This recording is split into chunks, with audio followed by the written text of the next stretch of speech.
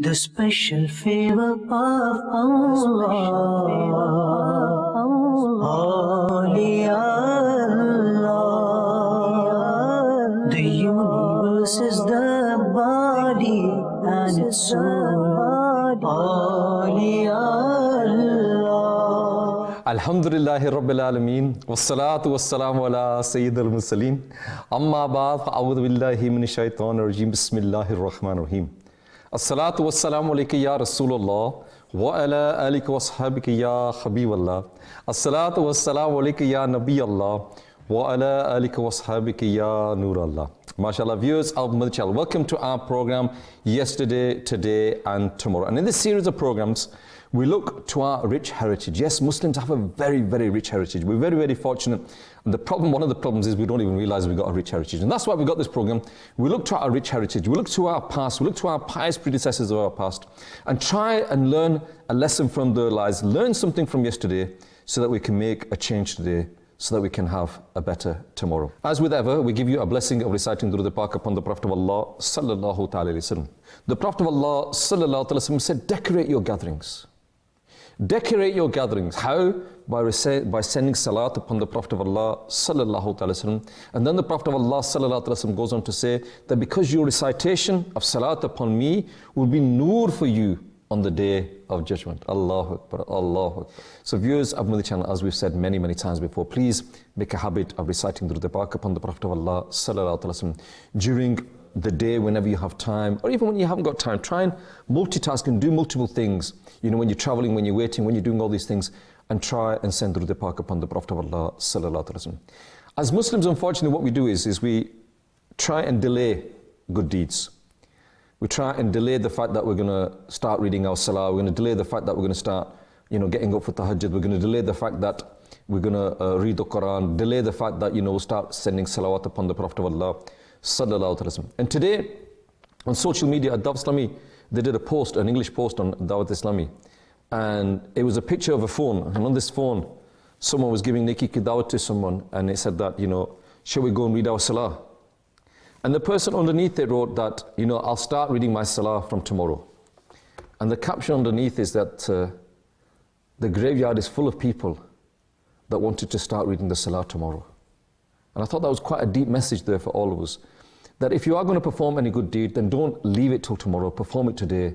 And today make the intention, during this program, after this program, before you go to sleep, and make this a routine from now, not on Jummah, not in Ramadan, not when you get your daughter married, not when this happens, when that happens. Now is the time to make a change in your life. So let's start the program. Today, inshallah, we're going to talk about the family of Ghouse Pak, Sayyidina Sheikh Abdul Qadir Jilani Rahmatullah Ta'ala. And from this you will learn that, the status of this child that we all remember today, Ghouse Pak, we remember him, we revere him, we respect him. But in looking at his family, it'll give you a glimpse of how he became who he became. It is stated that Ghouse Pak Rahmatullah Ta'ala was born in a magnificent family. The family of Ghouse Pak, they were famous for piety and asceticism. The blessed name of Ghouse Pak's mother was Fatima bint Sheikh Abdullah Sawma'i, and her kunyat was Khair. The blessed name of Ghouse Pak's father is Sayyid Musa, and his kunyat is Abu Salih, whereas his title is Jangi Dost. Ghouse Pak Rahmatullah is Hassani from his father's side, and Hosseini Sayyidi from his respected mother's side.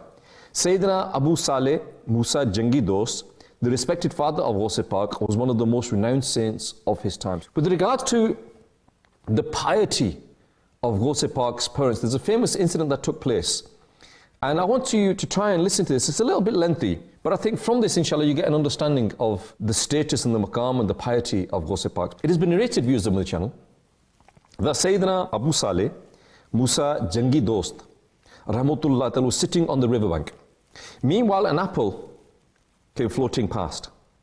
And he picked up the apple and he ate it. He ate the apple. After eating the apple, a thought came to his mind. The fear of Allah came inside to him. And he started to make his own accountability with regards to this. He said, I don't know whose apple this is. Can the way I have eaten an unknown apple be halal for me? Maybe I've eaten an apple that obviously definitely doesn't belong to me. I ate this apple without the permission of the owner. And as the thought entered this mind, he started walking along the riverbank. Because he wanted to go and find the owner of this apple and then seek forgiveness for eating this apple without his permission. Before we continue here, how many of us would have that kind of mindset? How many of us, if we saw something floating along, we picked it up and then we thought, hold on a minute, is this jais for me? Is this halal for me to eat this? I don't know. But anyway, Abu Saleh, Musa Jangi Dost, Rahmatullah Ta'ala, he had this fear inside him that, will I be held accountable for this? Will I be questioned for this? Is this halal for me? Allahu Akbar. And so he sought forgiveness. And after traveling a long distance, Sayyidina Abu Saleh, Musa Jangi Dost, Rahmatullah, saw a very grand building near the river, which had a very huge apple tree with ripe apples hanging over them. So he thought to himself that these were the branches, they're full of apples, spread over the water, and he felt sure that the apple he ate was from this tree. Therefore, the respected father of Ghouse Park asked people about the owner of the tree. And when he asked about the owner of the tree, he was told that the owner of the orchard was somebody called Sayyidina Abdullah Sawmai. It was also a renowned pious person of that time. Now remember, before we continue, that Sayyidina Abdullah Sawmai was one of the renowned pious men of Blessed Jalal. He was a very ascetic and a saint of Allah Azza wa Jal. Allama Sheikh Abu Muhammad Ad-Darbani Rahmatullah Ta'ala stated, the du'as of Sayyidina Abdullah Sawmai were answered very quickly. His status and rank was so high in the divine court that if he got angry with someone due to any Shari reason, Allah Azza wa Jal would punish him. And if he would be pleased with someone, Allah Azza wa Jal would bless him with favors and honors. Sayyidina Abdullah Sawmai Rahmatullah was more enthusiastic than the young people. Despite being physically weak, he would offer nafas salah a lot, and he would remain busy doing zikr and askar. By the bestowal of Allah Azza wa Jalla and by the wasila of the Prophet of Allah Sallallahu Alaihi Wasallam, Sayyidina Abdullah Sawmai was also given this miracle where he was able to predict what was going to happen in the future. And undoubtedly this was a splendid saintly miracle. Now getting back to the story that we mentioned early on, Sayyidina Abu Saleh, Musa Jangi Dost Rahmatullah Ta'ala, he found that the owner was none other than Sayyidina Abdullah Sawmai. And he went to him without any delay and he mentioned the whole matter to him. Now after mentioning the whole matter to him, he also apologized to him. Now, since Sayyidina Abdullah Sawmai was a great saint, he realized that this person had come up all the way up the riverbank to find out who the owner of this tree was, that he also must be one of the beloved servants of Allah Azza wa Jalla, that piety must be there. Otherwise, why would he have come to this? Why would he have made this struggle? So what happened was, Musa Jangi Dost, Sayyidina Abdullah Sawmai, the owner of the orchard, said to him, if you serve me for 12 years, you'll be then forgiven. What is amazing here is the respected father of Ghouse Park, Abu Saleh. He accepted this condition. He accepted this condition happily. And this is the amazing thing, when no matter how many times you hear about this story, you read this story, this is the amazing thing. A condition was placed upon him that you will now serve me for 12 years. And he said, okay. Even though, as per Sharia, it's not compulsory for him to get this mistake forgiven like this. However, Sayyidina Abu Saleh Rahmatullah served Sayyidina Abdullah Sawmai for 12 years. For 12 years, saying that is easy. Can you remember where you were 12 years ago? Can you remember what has happened in the last 12 years of your life? 12 years of his life he served him. When 12 years have passed, he was now about to face another test. His ordeal was not over. Another test was, and perhaps this test was even stranger than the first one. Sayyidina Abdullah Sawmai Rahmatullah said to him, he said to Sayyidina Abu Saleh, there is another service that I want you to fulfill. He said, I have a daughter. I have a daughter, but there's 4 problems. Number 1, she's blind. Number 2, she's deaf. Number 3, her hands do not work. And number 4, she is lame. You have to marry her and will have to serve me for 2 more years. After then, you can go wherever you want. So the condition, even though the first condition of 12 years was not Sharia upon him, was not compulsory upon him, he accepted it. He could have turned around to him and said, hold on a minute, you said 12 years. I've done them 12 years now. Now you put another condition on me? And this condition, what was this condition? You must marry my daughter. Okay, but my daughter, she's blind. My daughter, she is deaf. My daughter, her hands don't work. My daughter is lame, she cannot walk. And stay here and serve me for a further 2 years. After that, you can do what you want. Now, Sayyidina Abu Saleh, Musa Jangi Dost, Rahmatullah Ta'ala, he was aware of the Islamic teachings and he had this fear of Allah Azza wa Jal inside him. You know, just remember, we're going back now. What had he done? What had he done? He'd ate an apple that was going down the stream. He had the fear in Allah inside him, thinking to himself that, you know, I have done this without the permission of the owner. Will I be questioned on the Day of Judgment? Is this halal for me? And he went upstream and these conditions were placed on him. So he accepted this condition. And Sayyidina Abdullah Sawmai, Rahmatullah, they performed the nikah of his daughter. And when Sayyidina Abu Saleh went to his wife, because he'd not seen his wife, he was faced with a dilemma. Because what he was told and what he saw in front of him were completely different. He saw completely contrary to what he was told. All her body parts were okay. She could see, she could hear, and she was beautiful as well. And so what happened was, Sayyidina Abu Saleh, Rahmatullah, thought to himself that this can't be my wife, I've come into the wrong room. So he went back. He went back and he was told that do not need to worry. You're no reason to worry. She is your wife. She is your wife. You've got no need to worry. And he said to him, he said to the father of Sheikh Abdul Qadir Jilani, Rahmatullah Ta'ala, listen, my daughter possesses all the things which I told you in relation to her. She is blind. Meaning, she does not see, and she's never seen and not met him. She is deaf, meaning that she has never listened to any untrue things. Her hands do not work, meaning that she has never touched nor madams. When Sayyidina Abu Saleh Rahmatullah heard these convincing and credible words for his new bride, his wife's importance became prominent in his heart. And by the grace and favors of Allah Azza wa Jal, Sayyidina Abu Saleh Rahmatullah Ta'ala was privileged to become the husband of the blessed daughter of a great and pious saint of his time. The blessed daughter was not only beautiful, but she also was a very, very pious person. Allahu Akbar. You may have heard this story many, many times. There's so much that we can learn from this particular event, but what we're going to do now is we're going to take a small break. We're going to go to a package, the first package of the day, and then inshallah when we come back we're going to discuss this event that took place. Let's go to the first package of the day. Sallu ala al-Habib sallallahu ta'ala ala Muhammad sallallahu alayhi wasallam. The awliya Allah are a great gift for the ummah. They are shining examples of piety, good conduct and nobility. Subhanallah, when we study the lives of the awliya Allah, like Sheikh Abdul Qadir Jilani radiyallahu an, Khwaja Gharib Nawaz rahmatullahi ta'ala alayh, Ala Hazrat Imam Ahmad Raza Khan alayhi rahmah, subhanallah, we find so many lessons, so many pearls of wisdom can be extracted from their lives.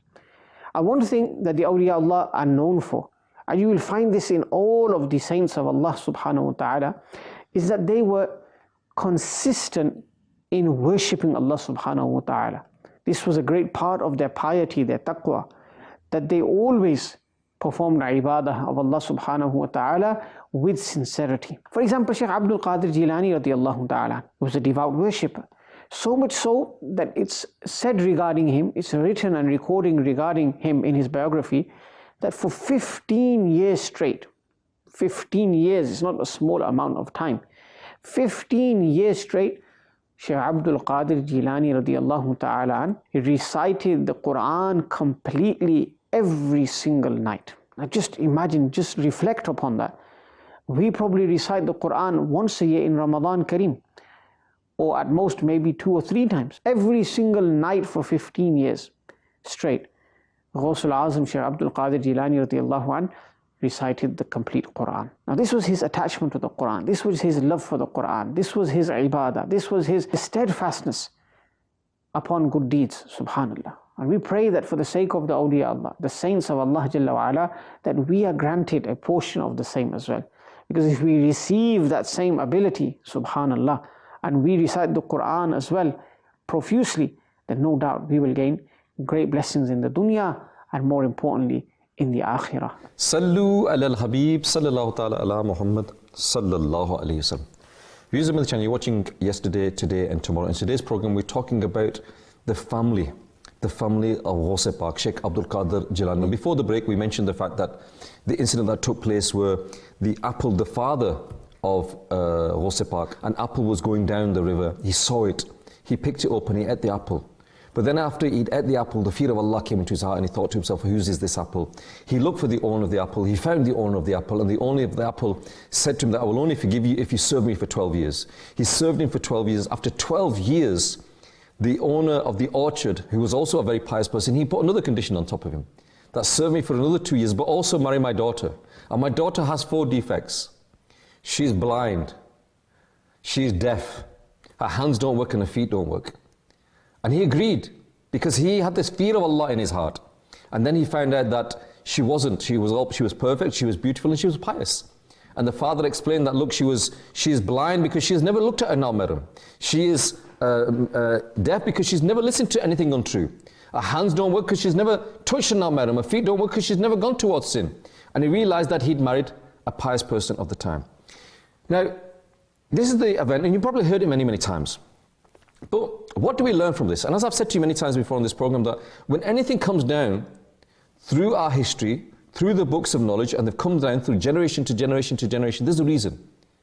There's a reason that these stories are brought to us. Not so that it's a good story, oh, that's an interesting story, I like that story, that's very good. No, it's so that we can learn something from it. Number one, the people of the past, the pious people, they are very careful about the rights of individuals. Something that in today's society we're not. We don't care if we've upset someone's rights. We don't care if we've fiddled someone. We don't care if we've stolen for someone. We don't care if we're taking for someone. We've got this mentality now that I'm all right, Jack. As long as I'm okay, it doesn't matter. As long as I get what I need, I don't care about anybody else. Whereas you see the pious of the people of the past, they had this fear of Allah in their hearts. That I've done this. Now if he had not gone up the riverbank, if he had not approached the owner, would the owner have known that an apple fell off my tree, it went down the river and somebody ate it? No, he would not have known. Because if he himself felt the apple was so valuable, then he would have had somebody monitoring the tree all the time, and as soon as an apple fell off it, he would have gone and retrieved it. So for the owner of the orchard, it had no value, in that sense, if you look at it.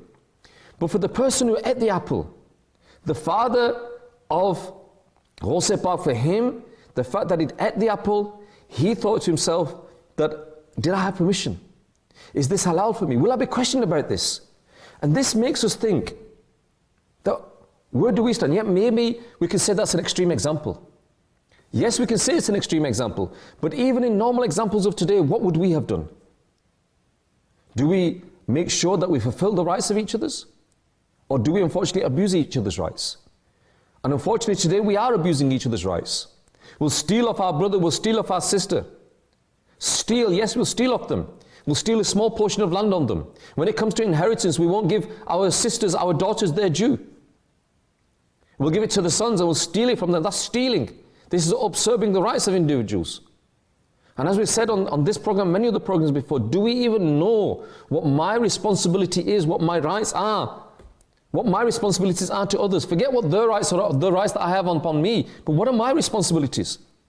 And so today we find it very, very easy to take from someone, to fiddle someone, to get away with it. Because we think we're clever, we think we're hard, we think we're tough. We know that we can get away, we've got them contacts, we know how to deal with these people. Yes, you can deal with them people in this dunya. Yes, you can make a fool of me in this dunya. Yes, you can get away with it. Yes, you are clever in this dunya. Yes, in this dunya, you have all those contacts that will make sure that you'll never get caught. But you will get caught. You will get caught. And on that day, no matter how clever you are, no matter how many contacts you have, on that day, you will be held accountable for every single thing that you have done. Sayyidi Al-Hazrat, he said that on the day of judgment, the person who does not pay back even 3 paisas to someone in the world, on the day of judgment, will have to give 700 salahs, which he would have offered with Jamaat in compensation for that. 700 salahs. 700 salahs. 5 salahs a day. What's that? 140. 3, 36, 4, 4.5, literally 5 months. 5 months of salah with Jamaat, because you have not paid back 3 paisa. 3 paisa is 300ths of a rupee. And 1 rupee In current times, 250 rupees to the pound. So divide the pound by 250. Then divide that by 100 and you will get 1 paisa. 3 paisa, that small insignificant amount. You could say in UK terms 1 pence. That if you do not pay back someone 1 pence on the day of judgment, you will have to give in return for that 700 salah with Jamaat to compensate for that. Nowadays what happens is we borrow money off people. We'll borrow £1,000 of someone for argument's sake. We'll give them £100, £50, £30, £100, £200. Okay, fair enough. And we'll keep a tab of how much has been paid. But when it gets to about £980, £990, we don't pay the last £9. We don't pay the last £10, £20, and we think to ourselves, they're not going to come and ask for it, are they? Yeah? So, forget it. And we don't pay them that £10, £20. And usually the person feels embarrassed that, you know, they paid me back £990, how can I possibly go and ask for that £10 now? Yeah? And so out of embarrassment, they don't ask for it. And you think, yeah, I got away with it. I've not had to pay them the £10. Look how clever I am. Yeah, you're clever. Okay. 700 salah. With Jamaat. Compensation for 1 pence. Ponder over this and think over this. That if I get away with it in this dunya, will I get away with it? And so many people try to be clever. They'll agree to buy something, oh, I'll buy this for £100, and then when they're counting out the money on purpose, they count it out to £95. Oh, it's okay, isn't it? No, you agreed on £100. Why are you doing this? Oh, so you're gonna break a deal over £5, are you? Yeah, but we agreed on £100. Why are you not paying £100? Oh, what a kind of a... And they try and make you feel guilty. That you're a stingy person, that you can't leave £5, you can't do this. You agreed on that. And so you try to overpower them by making them feel low, by making them feel embarrassed.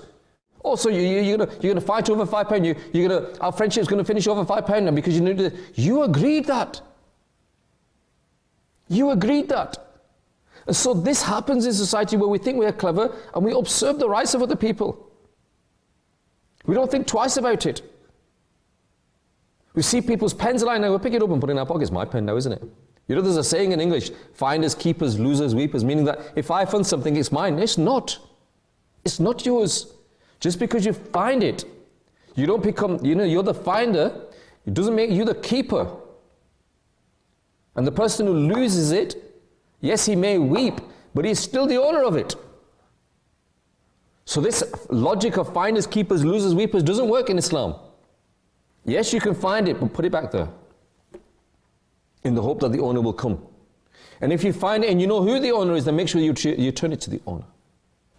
Rather than finding it, putting it in your pocket and think, nobody's seen this. This is not the way. You think you're clever, you get away with it, but you're not going to get away with it. So that's the first thing that we learn. That this fear of Allah, the fear of accountability, the knowledge that Allah Azza wa Jalla is watching us, to make our mindset that we shouldn't observe the rights of others is the first lesson that we learn here today. The second lesson that we learn from this beautiful event that took place is how pious the women of the past were. Allahu Akbar. That they had a great passion for observing the parda, the shari parda from non-married women. And we've heard about the respected mother of Ghouse Pak, and for this reason, blessed saints used to be born in their generations. Allah Azza wa Jalla has commanded women to stay at the homes and has permitted them to go out the homes without any shari reason. In Surah Al-Ahzab, part 22, verse 33, Allah Azza wa Jalla says, addressing the sisters, and stay in your homes and do not remain unveiled like the former unveiling in the times of ignorance. In Tafsir Siratul Janan, volume 8, regarding this blessed verse, it has been written, do not be without parda in a way as the women in the era of ignorance used to be, to live without parda. Scholars have different sayings about this, the former and the later era of ignorance. One of these sayings is that that former era of ignorance refers to the time that was before Islam. It was that this time that women used to come out in a foolish manner, and they used to show the beauty and virtue so that non-married women could see them. They used to wear such dresses which should not cover their body parts properly. The later era of ignorance refers to the last era in which the deeds of the people will become like the former ones. So our sisters, you have these role models. You have great role models of the past. The mother of Ghouse Pak. And you know, when we get, during the month we talk about the upbringing, the tarbiyat that Ghouse Pak's mother gave to Ghouse Pak, you'll see the importance of her. Then we have the role models of the mothers of the believers. Then we have the role models of the daughters of the Prophet of Allah sallallahu alaihi wasallam. Then we have other pious female saints of the past and their lives. These are your role models. So I request our sisters to find out about their lives, to read about their lives, to be inspired by their lives, to try and follow in the footsteps of them, to become pious like them. Read about their lives. Read about their sacrifices. Read about their bravery. Read about their knowledge. Read about their intellect. Read about their taqwa. Read about their piety. Read about how they lived their lives. The fear of Allah that they had. Read about this. The third thing that we'll learn from this particular event is that if parents are Allah-fearing people, if the parents are religious, they perform acts of worship, if they live their lives to the best of their ability, to follow the commands of Allah Azza wa Jal, to live their lives according to the Sunnah of the Prophet of Allah sallallahu alaihi wasallam, then inshaAllah Azza wa Jal, the offspring, it will impact on their offspring as well. Sayyidina Abdullah bin Abbas radiallahu ta'ala has narrated, undoubtedly, due to the good deeds of a human, Allah Azza wa Jal reforms his children, his children's children, and their children. He protects his generation and protects him amongst his neighbors, and all of them remain safe by the grace of Allah Azza wa Jal. So if you are pious, if you try to live your life as a God-fearing person, if you try to live your life as a person who tries to live his life according to what Allah Azza wa Jal wants you to do, if you try to stay away from those things that are forbidden from Allah, the things that are disliked by Allah, and act upon those things that Allah Azza wa Jal enjoins you to do, then insha'Allah Azza wa Jal, you'll see, insha'Allah, that your children, insha'Allah, will always follow on that footpath. You know, they say that if, you plant an apple seed, what are you going to get? An apple tree. You're not going to get bananas. You're not going to get coconuts. You're not going to get oranges. You're going to get apples. So what the generation before will follow the generation later. The generation later will follow in their footsteps. But unfortunately, what we see now is we see that our youngsters of today that are newly married, that become or potentially are becoming parents, they themselves, what are they doing? They're not reading the Salah. They're not fasting during the month of Ramadan. Zakat, what is zakat? Forget it. Hajj, was Hajj for us? I don't know. They don't adopt the Shari rulings in their life. They lie, cheat, swear, backbite. They are not respectful to their parents. And then they wonder, my children, what's happened to my children? Yeah? My children have become this, my children have become that. Where did I go wrong? What do you mean, where did you go wrong? Can you not see where you went wrong? Is it hard to work out where you went wrong? That when your children were young, you didn't care about them, you didn't give them the upbringing, you didn't give them the tarbiyah that they need from the age of 0 to 7. Love your children, play with your children. From the age of 7 to 14, instruct your children. And from the age of 14 to 20, become close to your children, become the friends of your children.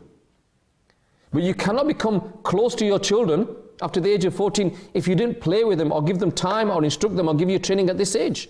And we think, he's only small now. We'll worry about it later, worry about it later, worry about it later. But the tarbiyat of the child is important from day one. And this is what we learn from this. Allah Azza wa Jal says in Surah Tahrim, ayat number 6, O believers, save yourself and your family from the fire, the fuel of which are humans and stones. Allah Azza wa Jal is telling you, save yourselves and your family. Save yourselves and your family. It is your responsibility to save yourself and your family. In the Tafsir Siratul Jinan, from this blessed verse, it is stated, it has become obvious that where it is necessary for a Muslim to reform himself, it is also compulsory for him to provide Islamic education and give Islamic upbringing to his family Muslims. Therefore, every Muslim should educate his wife and his children and the family members who are under his supervision about Islamic commandments. Similarly, they should be given upbringing in the light of Islamic teachings so that they can also stay safe from the hellfire. This is our responsibility. And we learn it from the people of the past that they fulfilled these responsibilities. And when they fulfilled these responsibilities, when they were pious in their own lives, when they lived a life of fearing Allah Azza wa Jalla, when they lived a life of this taqwa that they had inside them, when they lived a life of piety, and both the mother and father lived like this, then they had children like Ghouse Azam. Then they had children who became the wali's of their time, the saints of their time, people that we remember to this day. But we forget that behind every pious child, behind every God-fearing person, there'll be a God-fearing parent. A God-fearing parent will be behind that child. So it's our responsibility to be that God-fearing, pious parent, so that inshaAllah we can pass that on to our children and they can benefit as well. Allahu Akbar. Viewers of my channel, we're going to take a small break now. I've not covered as much as I wanted to cover, unfortunately. So I'll see how much we can cover before the end of the program. We've got a kalam of the day, inshallah. Let's go to the kalam of the day, inshallah. And then when we come back, we're going to continue with the topic of the day. Sallu ala al-Habib, sallallahu ta'ala ala Muhammad, sallallahu alayhi wa sallam. Ghouse Azam, Pire Pira, Mire Mira, Ghouse Azam, Ghouse Azam, Jilani, Pire Pira, Jilani, Mire Mira, Jilani, Ghouse Azam, Mira, Gadaye Ghouse Azam, Mira, Gadaye Ghouse Azam, Mira, Gadaye Ghouse Azam, Mira, Gadaye Ghouse Azam, Jilani, Gadaye Ghouse Azam, Mira, Gadaye Ghouse Azam, Mira, Gadaye Ghouse Azam, Mira, Gadaye Ghouse Azam. खुदा के फजल से हम पर है साया गौसे आजम का, खुदा के फजल से हम पर है साया गौसे आजम का, हमें दोनों जगह में गए सहारा गौसे आजम का। मीरा गदाए गौसे आजम, मीरा गदाए गौसे आजम, मीरा गदाए गौसे आजम, मीरा गदाए गौसे आजम हो जिलानी, गदाए गौसे आजम, मीरा गदाए गौसे आजम, मीरा गदाए गौसे आजम, मीरा गदाए गौसे आजम हो। मुरीदी ला तखफ कहकर तसल्ली दी गुलामों को, मुरीदी ला तखफ कहकर तसल्ली दी गुलामों को, क़यामत तक रहे बेखौफ बंदा गौसे आजम का। मीरा गदाए गौसे आजम, मीरा गदाए गौसे आजम, मीरा गदाए गौसे आजम, मीरा गदाए गौसे आजम हो जिलानी, गदाए गौसे आजम, मीरा गदाए गौसे आजम, मीरा गदाए गौसे आजम, मीरा गदाए गौसे आजम हो। अजीजों कर चुको तैयार जब मेरे जनाजे को, अजीजों कर चुको तैयार जब मेरे जनाजे को, तो लिख देना कफन पर नामे वाला गौसे आजम का। मीरा गदाए गौसे आजम, मीरा गदाए गौसे आजम, मीरा गदाए गौसे आजम, मीरा गदाए गौसे आजम हो जिलानी, गदाए गौसे आजम, मीरा गदाए गौसे आजम, मीरा गदाए गौसे आजम, मीरा गदाए गौसे आजम हो। लहद में जब फिरिश्ते मुझसे पूछेंगे तो कह दूंगा, लहद में जब फिरिश्ते मुझसे पूछेंगे तो कह दूंगा, तरीका कादरी गुनाम लेवा गौसे आजम का। मीरा गदाए गौसे आजम, मीरा गदाए गौसे आजम, मीरा गदाए गौसे आजम, मीरा गदाए गौसे आजम हो जिलानी, गदाए गौसे आजम, मीरा गदाए गौसे आजम, मीरा गदाए गौसे आजम, मीरा गदाए गौसे आजम हो। कभी कदमों पे लौटूंगा, कभी दामन पे मचलूंगा, कभी कदमों पे लौटूंगा, कभी दामन पे मचलूंगा, बता दूंगा कि यूं छुटता है बंदा गौसे आजम का।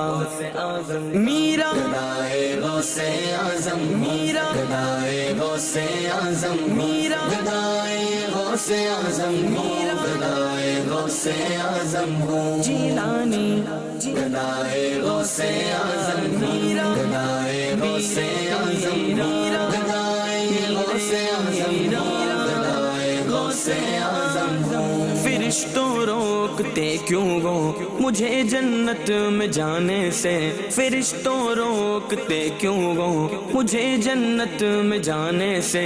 लो देखो हाथ में दामन गए किसका, गौसे आजम का। मीरा गदाए गौसे आजम, मीरा गदाए गौसे आजम, मीरा गदाए गौसे आजम, मीरा गदाए गौसे आजम हो। जिलानी गदाए गौसे आजम, मीरा गदाए गौसे आजम, मीरा गदाए गौसे आजम, मीरा गदाए गौसे आजम हो। जमीले कादरी सो जा सिगो कुर्बान मुर्शिद पर, जमीले कादरी सो जा सिगो कुर्बान मुर्शिद पर। बनाया जिसने तुझ जैसे को बंदा गौसे आजम का। मीरा गदाए गौसे आजम, मीरा गदाए गौसे आजम, मीरा गदाए गौसे आजम, मीरा गदाए गौसे आजम हो। जिलानी गदाए गौसे आजम, मीरा गदाए गौसे आजम, मीरा गदाए गौसे आजम, मीरा गदाए गौसे आजम हो। जिलानी गौसे आजम, जिलानी पीरे पीरा, जिलानी मीरे मीरा, जिलानी गौसे आजम, गौसे आजम। Sallu alal Habib sallallahu ta'ala ala Muhammad sallallahu alayhi wa sallam. MashaAllah, viewers of Madani Channel, you're watching yesterday, today and tomorrow. We hear in many, when we go to the masjid, when we go to the Jummah prayers, we hear the Imam Sahib talking, he mentions the name Ghouse Pak, Ghouse Pak. He mentions these names. But who is this person? What do we know about this person? We hear his name so much, but what do we know about it? And unfortunately, as Muslims, we don't. And this is something that we need to rectify within ourselves. We need to find out about the life of our great pious predecessors, the true role models that we have. And today we're talking about the family of Ghouse Pak. And before the break, we mentioned the event that took place with the parents of how the father, the compensation that he had to make when he found an apple, and the marriage that took place. And then inshallah, obviously the offspring being a pious child because of these pious parents. It is also narrated, viewers of the channel, that the father of Ghouse Pak, Sayyidina Abu Saleh Musa Jangi Dost, rahmatullah, he was going towards the masjid one day, and he saw that as servants of the king, they had big pots on the head. And he became aware that these pots had wine in them, alcohol in them. And so he had this passion of preventing evil, preventing sins being committed. And so Sayyidina Abu Saleh, rahmatullah, he went forward and he broke the earthen pots. He broke the pots that had full of wine. Now the servants, when they saw the awe and the nobility of Sayyidina Abu Saleh, rahmatullah, they didn't do anything. They didn't do anything. However, they went to the king. And when they went to the king and they told the events that took place, the king said to him, bring him to me. Bring Sayyidina Musa, rahmatullah, to my court as soon as possible. So when Sayyidina Musa, rahmatullah, was brought to the court, the king angrily asked him, who are you? Who are you to waste the hard works of my servants? Sayyidina Musa, rahmatullah, he said to him, I am Mutasib, the judge who forbids from things which are contrary to the Sharia. And I have carried out my duty. My duty is to prevent evil. The king said to him, by whose authority have you been appointed this position? Sayyidina Musa, rahmatullah, said to him, by the order of the one that you are governing. This statement of this made the king so emotional that he sat putting his head on his knees. And then he raised his head after a while and humbly said, Your Highness, explain to me, what was the wisdom of breaking the earthen pots then? Sayyidina Abu Saleh Musa Jangi Dost, rahmatullah ta'ala, replied to him. He replied, for being affectionate towards you and to save you from the disgrace of the world and the hereafter. I have done this because of that. The Khalifa was greatly moved by this wisdom-filled words. And after getting impressed by him, he requested him, Your Honor, you are appointed as a ruler who forbids things which are contrary to Sharia. This is now your job. And as a result of this, Sayyidina Musa, Rahmatullah replied to him, when I am appointed by Allah Azza wa Jal, then why should I need to be appointed by the creation? And from that day on, he became famously known as Jangi Dost. Again, what do we learn from this? What do we learn from this? That the father of Ghouse Pak, he saw people carrying alcohol, he broke the alcohol pots, the king called him, the king questioned him, and he explained to the reason why I did this, to save you from disgrace and save you from sin. So basically, he was inviting them to the path of righteousness and he was forbidding them from committing sins. This is what he was doing. And this is something, viewers of Madani Channel, that we learn from our pious people of the past, that is because of that the deen has got to us today. By enjoining good and forbidding evil.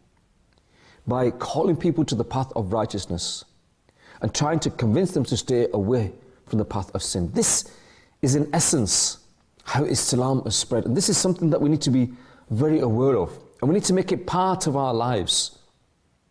That, and this is the mission statement of Dawah, that I must strive to rectify myself. I must strive to rectify myself. And at the same time, I must strive to rectify the people of the whole world. And this second part of the mission, that I must strive to rectify the people of the whole world, the pious people of the past, every single one of them did this. Every single one of them did this to whatever their ability was. And now it is our responsibility. It is our responsibility to carry on the mission of our pious people. Not only to safeguard ourselves, but also to pass on this message to others as well. And I'll be honest with you, viewers of Madani Channel, that when I attached myself to the environment of Dawah Islami, I was uninterested in the first part. That I must strive to rectify myself.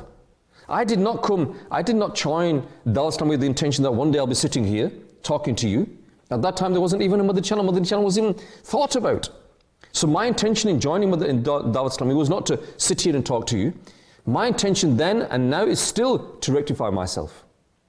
And inshaAllah Azza wa Jal, I will continue to try to rectify myself until the day I die. But at the same time, when you sit with a great wali of his time, when you hear the teachings of Amir al-Sunnah, the founder of Dawah Islami, may Allah Azza wa Jal keep his shadow upon us, when you sit with him and listen to him, he puts this pain inside you. He puts this seed of pain inside you. Then what about everybody else? What about everybody else? You've come and someone called you. Do you remember this? Do you remember that when you came into Dawah Islami, somebody called you? Somebody tried to help you. Now who are you going to help? Who are you going to call? Who are you going to try and rectify? And so the second part of the mission statement then comes in. That now I must strive to rectify the people of the whole world. And this is what the pious people of the past did. They lived their whole lives in their teachings, in their books, in their writings, in whatever they did, the sacrifices that they made, in their actions. Every single moment of their lives was promoting what is good and forbidding what is evil. Hajjatul Islam Muhammad Ghazali Rahmatullah Ta'ala was describing the grades of calling towards righteousness. He stated, number one, to tell the right thing to an ignorant person. That if an ignorant person is not aware of something that is haram, then you should tell him that. Number two, to preach in a soft tone, i.e., say to a brother in a nice way, dear brother, backbiting is haram and an act leading to the hellfire. So why do you indulge in this? Please refrain from this. Please refrain from backbiting and make a mindset that neither will I backbite nor will I listen to it. The third grade of calling towards righteousness is that the one who has done something against the Sharia is rebuked and scolded. Rebuke here does not mean to use sentences consisting of immodest phrases, but teacher to his students, parents to the children, and spiritual leader to his disciples. In this way, O illiterate, O ignorant, O insensible, don't you fear Allah Azza wa Jal, or using similar words? So whatever your capacity is, if you are in a position to stop someone from committing sin, then you should do it. And we see in the life of the family, the father of Ghouse Pak, that he did this. He stopped this wine going into the court of the king. He stopped the king from consuming this alcohol. He stopped all his servants, and so that the king would not be disgraced. And so he did it for him. Allahu Akbar. Viewers of the channel, we've got a small break. We've got the final package of the day. Let's go to the final package of the day, and inshallah, when we come back, we'll try and cover as much as we possibly can. Let's go to the final package of the day. Sallu ala al-Habib sallallahu ta'ala ala Muhammad sallallahu alayhi wa sallam. As muballighs in our life, somebody's encouraged us, taught us to do dars, encouraged us to do bayans and help with the work of the deen of Nabi Kareem sallallahu alayhi wa sallam. Let me share with you something truly magnificent. Sayyidi Ghouse Azam Sheikh Abdul Qadir Jilani Rahmatullah Alayhi says that I was sitting in a chair when I had the blessed vision of Nabi Kareem Sallallahu Alaihi Wasallam. And Aka Sallallahu Alaihi Wasallam said, "Son, why don't you deliver bayan?" I humbly said, "Ki Ya Rasulullah Sallallahu Alaihi Wasallam, I'm a non-Arab. How should I deliver a bayan in front of the well-spoken people of Baghdad?" Nabi Kareem Sallallahu Alaihi Wasallam said, "Oh son, open your mouth." I opened my mouth, and the best of creation Sallallahu Alaihi Wasallam took their blessed saliva Mubarak and put it into my mouth 7 times, and then told me to deliver bayan before the people and call them with good logic and advice toward the path of their Rabb. I then offered Zohar Salah and sat there. Many people came to me and shouted at me. Thereafter, I was blessed with the vision of Hazrat Ali radiallahu ta'ala anhu, the lion of Allah Azza wa Jal. And he said, "Son, why don't you deliver a bayan?" And I humbly said, "Oh my father, please, people shout at me." He said, "Open your mouth." I opened my mouth, and he put his saliva into my mouth 6 times. I humbly said, "Why not 7? And he said, "Out of respect and adab of Nabi Kareem Sallallahu Alaihi Wasallam." Then he disappeared from sight. After this, Sayyidi Ghouse Azam radiallahu ta'ala anhu says that I delivered my first bayan in the month of Shawwal al-Mukarram during the grand Ijtima, and it was full of splendor and awe. Saints and angels covered me, and I explained the glorious Quran and the Sunnah and called people to the path of Allah Azza wa Jal, and people hurried to obey. Subhanallah, Subhanallah. What a great muballigh of the deen of Nabi Kareem Sallallahu Alaihi Wasallam. What a great scholar, what a great intellect, and what a great wali of Allah Azza wa Jal. Sayyidi Ghouse Azam Sheikh Abdul Qadir Jilani Rahmatullah Alayhi. Sallu ala al-Habib sallallahu ta'ala ala Muhammad sallallahu alayhi wa sallam. MashaAllah, viewers of Madani Channel, you're watching yesterday, today and tomorrow. And today we're talking about the great personality, the great wali of his time, Ghouse Pak, Sheikh Abdul Qadir Jilani Rahmatullah, his family. And we come to learn from this that when you have a pious background, then inshallah it affects the children as well. You know, they say that horses, the thoroughbred horses, it affects the lineage of the horses as well, in the same way that a piety will inshallah pass on this piety to their children as well. And so far we've heard about the events that took place before the marriage of Ghouse Pak's mother and father, that the sacrifices that the father made, and the fact that the mother was a very, very pious person as well.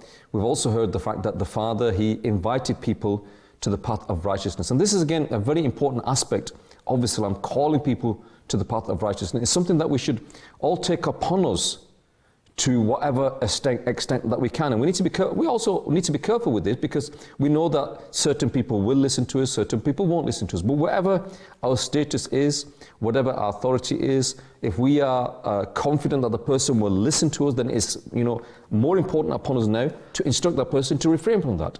And those people that are under effectively your responsibility, your family, your children, then it is your responsibility to instruct them to perform the salah. It is your responsibility to instruct them to stay away from sins. It is your responsibility to call them to the path of righteousness. It is your responsibility to do this. And where you feel that people will listen to you, then it is also your responsibility to talk to them people as well. And again, I remember listening once, it was beautiful, that someone said to me that he applies the 3-foot rule. And I said to him, "What's the 3-foot rule?" He said, "See my arm? My arm's approximately 3 foot long." And I said, "Okay." He said, "Whoever comes within this radius, whoever comes within this radius within me, I call him to the path of righteousness." Meaning that whoever he speaks to, whoever he talks to, whoever he gets the opportunity to talk to, he will talk to them and he will call them to the path of righteousness. Call them to good deeds. Talk to them, invite them. Invite them to the gatherings of Dawat Islami, invite them to the Ijtimaz, invite them to the Madani Qafilas, invite them to the masjid to read the Salah, invite them to the Jummah prayers, invite them to spend the nights of the month of Ramadan in reading the Taraweeh prayers, invite them to the Balighan classes where they can learn to read the Quran, invite them to this. And when you see them committing certain sins, then try, and in your capacity, whatever your capacity is, to try and get them to refrain from them things as well. But this is, we need to develop this inside ourselves. But the thing is in the majority of our cases, we don't have that pain inside ourselves. Let him do what he's doing. Let him do what he's doing. I don't care. It's not my responsibility, is it? Yeah, he's committing a sin. Why should I worry about it? I've got enough problems of my own to be worried about what they're doing. I've got enough problems of my own to worry about what he's doing. Okay, we've all got problems. But how long does it take you the opportunity? You're talking to them anyway.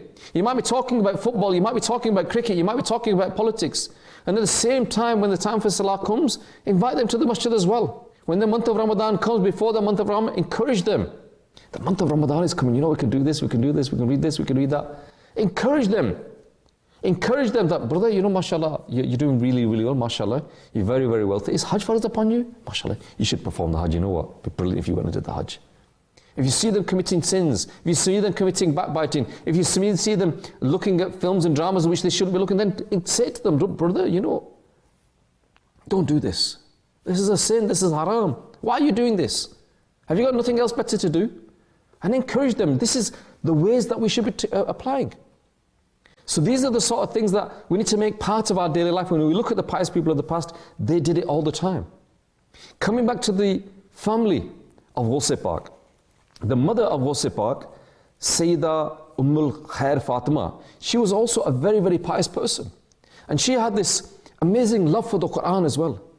She loved to read the Quran. And when Ghouse Pak was a child, and he went to the madrasa to start to read the Quran, and a teacher said to him, read Bismillahir Rahmanir Rahim. Yeah? And he replied, he started to read the Quran, and he not only read A'udhu Billahi Minash Shaitanir Rajim, Bismillahir Rahmanir Rahim, but he read the first 18 juz of the Quran, the first 18 separa of the Quran by heart. And his teacher was amazed that how is it possible that this young child that is only 4 to 5 years of age, 4.5 years of age, knows 18 juz of the Quran, and he just sat there listening. And when he had completed 18 juz of the Quran, and Ghouse Pak stopped, and the teacher said, continue to read. What did the child, the Ghouse Pak said? These 18 juz of what I've learned from my mother. When I was in the womb of my mother recited these 18 juz, and whilst I was in the womb of my mother, I learned this. Now years ago, 20 years ago, 30 years ago, 40 years ago, we would have thought that's not possible. Impossible. But nowadays, science has finally caught up. Yes, science has to catch up. Science has caught up, and science says that what the children hear in the womb affects the child. So whilst we have a child in the womb, what are we talking? What is happening around that child? What are we watching? What music are we playing? Are we listening to the Quran? Are we reading the Quran? And that affects the child.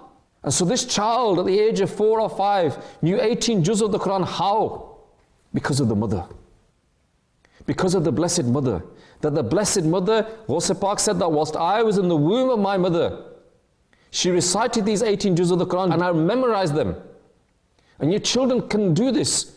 You do not have to sit down to a child and say one word at a time and read it. If you constantly read something in front of a child, they will pick it up, they will learn it, and they will memorize it. But what do? These are our responsibilities, viewers of the channel, to give that tarbiyat to our children. And the famous tarbiyat that we see from the mother of Ghouse Pak, the mother of Ghouse Pak, the upbringing that she gave to her child, the piety that she gave to her child, and the famous event that took place when Ghouse Pak went to Baghdad and he was attacked by the robbers. When Ghouse Pak later in his life, when he was asked later in his life that how is it possible that you become so successful? How is it possible that you've got all these students? How is it possible that you've got all these disciples? How is it that you become so successful? And he says, because my mother taught me. What did my mother teach me? My mother taught me never ever to lie. And because of that is what I am here today. The tarbiyat and the upbringing, the training that the mother gave to the child at a young age. At a young age he knew 18 juz of the Quran. At a young age he had these words that were impacted on him. He was given this training to such an extent that when Ghouse Pak was robbed and he spoke to the chief of the robbers, and he said to the chief of the robbers when they asked him, why did you not just lie to us? And he said, my mother made me make a promise never ever to lie. And when the words of a wali of Allah, when the words of a friend of Allah speak, it has an impact on people's hearts. I can say to all the people that are watching me, don't lie, don't lie. It probably have no impact on you at all. But when Ghouse Pak said this to the robbers, Allah Akbar, all of them, just them same words, all of them repented. All of them repented, they handed back the stolen goods. They lived a life of piety and they became walis of their time because Ghouse Pak instructed them. And how did Ghouse Pak instruct them? Through the teachings of his mother. So viewers of Madani Channel, keep watching Madani Channel. Download the booklets, the books that are available on www.dawatislami.net. Read about the life of the great personalities of the past. One thing I would request you all to do, time is very, very short. Every Saturday night there's a Madani Muzakara. And in that Madani Muzakara, immediately student gets the bath of people into the silsila of Ghouse Pak. I would advise you all to put yourself in the hands of Ghouse Pak, attach yourself to the disciples of Ghouse Pak, and Ghouse Pak has said that none of my murids, none of my disciples will die until they have repented from their sins. So every Saturday night on Madani Muzakara, please watch it, approximately UK time around 9-10 o'clock. Amir al-Sunnat, he does the bad tarkeeb, he invites people into this tarkeeb. I would advise you all to take advantage of that. Viewers of Madani Channel, you've been watching yesterday, today and tomorrow, and once again we've run out of time. So until the next time, keep watching Madani Channel. Sallu ala al-Habib, sallallahu ta'ala ala Muhammad, sallallahu alayhi wa sallam. The special favor of Allah, Allah.